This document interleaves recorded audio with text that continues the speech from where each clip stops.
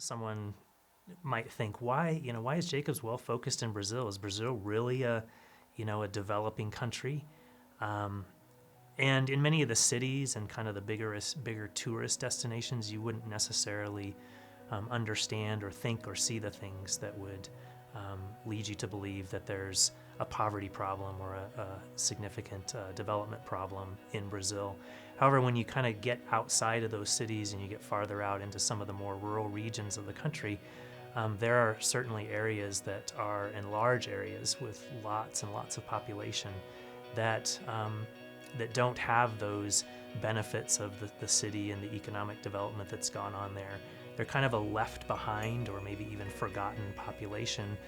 The problem in these communities economically is that they've lost their livelihood due to drought.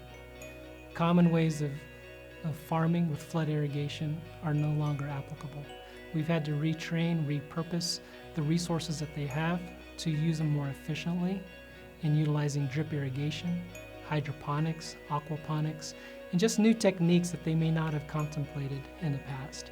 And this will give them the ability to produce agriculture products on their own that are sustainable and that's appropriate for their communities. The capability is not what's lacking. In many cases, the only ingredient that's missing in so many of these communities is knowledge. So the hard work ethic, the desire to provide for themselves, that's all inherent knowledge. It's been passed on from generation to generation to generation. So what's lacking in these communities is just basically how to best apply those skills in a way that brings the greatest return to them. And that's where we come in and help out with that.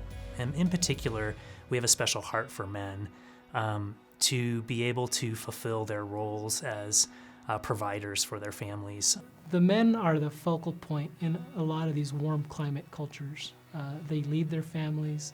They're looked to as the leadership.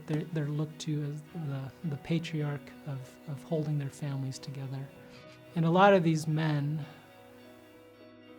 if they don't have productive lives, productive lifestyle, productive work, they tend to gravitate towards a destructive lifestyle.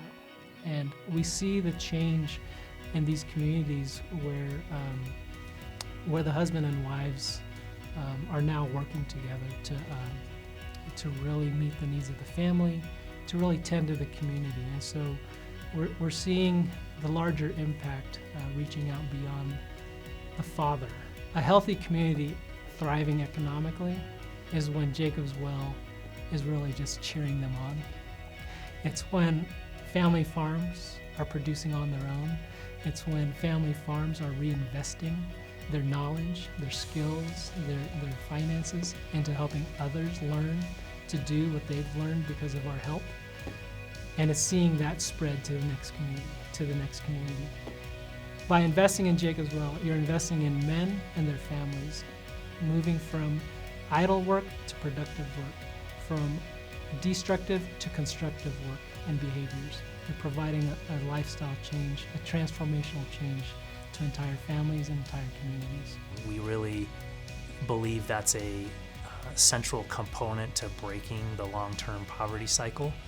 That, along with the spiritual transformation, really makes for a powerful dynamic for transformation long-term. Economic development is very important. It is biblical. It is what God wants. He wants us to reach out, to empower people, to give them the rights to produce, the rights to decide amongst themselves, and to do better.